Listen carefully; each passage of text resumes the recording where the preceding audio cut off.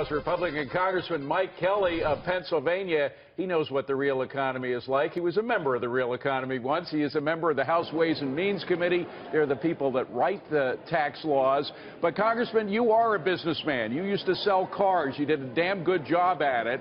I would say when 73% of the American public, American voters, want tax reform, that's an easy sell, is it not? It certainly is, but you know, you got to come up with a product that you can actually get across the finish line. So, David, we are on a trajectory right now. We've got to get these things fixed, and we've got to get them up, and we've got to restore the confidence of the American people in the type of government we have.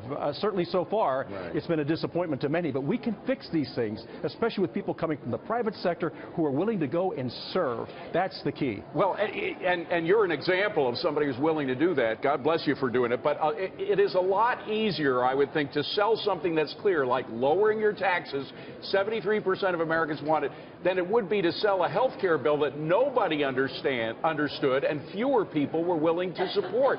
That was the problem with the health care bill. That was a big problem with the health care bill. And, you know, as the president worked, I don't know of anybody that worked harder than the president.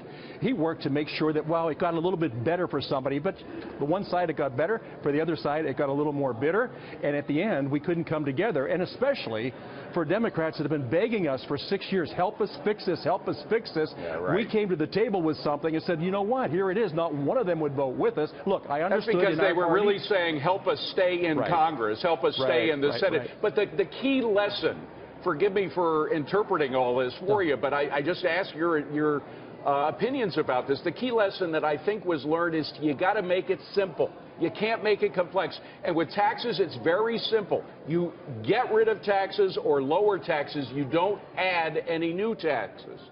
Well, that's right, but we can have rising revenues because of our economy getting stronger. Right now, we're in a trajectory. Now, our revenue this year is going to be somewhere around $3.18 trillion, but you've got to talk about that in everyday terms. The people that I would talk to at our dealership would be, look, you make about $31,800 a year. However, you're spending $38,000 a year. And you've not only done it this year, you've done it year after year after year, and you've really ruined your financial future going forward because you haven't been able to address real problems. But again, Congressman, I'm just trying to keep it as simple as possible without staying in the weeds.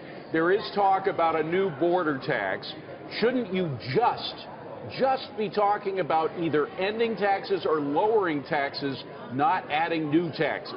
I am 100% on board with you on that. That is something that we can sell to people. They can understand. This other thing that we're going through is kind of an exercise in futility because people say, I have no idea what you're talking about. Here's my concern, David. We've got to make sure that the price on the shelf doesn't rise for those people that work so hard. That's middle-income people and lower-income people. Unfortunately, what I'm looking at right now doesn't address that. If it's pro-growth tax reform, then it has to be pro-growth tax reform. And one thing I hope we learned last week after doing an autopsy as to why it failed, what are we going to do to make it easier on hard-working American taxpayers? Measure twice, cut once, get as much information as you can, and then go forward. And can you get the Freedom Caucus on your side on this? Can everybody work together? Because we saw that tweet today by Donald Trump saying the Freedom Caucus will hurt the entire Republican agenda if they don't get on the team and fast. We must fight them and Democrats in 2018. I don't think that's a way to get them on your side, is it? Well, you know what? I don't know. In some cases, you can get people on your side. Now, I've said this before. I'm a guy that sold cars and trucks all my life, but I can only make a sale to somebody that actually wanted to buy a car or a truck. If they're not buying, they're not buying. So now you come up with another scenario, and how do you get them there? We got the right guy at the right time in the right place. Always ahead of time and below budget. This is a president that knows how to do a turnaround plan, which is what America needs right now. And that is a congressman who knows how to sell stuff. And I hope you're successful in selling tax cuts. Congressman, thank you very much for coming on. Appreciate it. Thank you, David. Really appreciate it.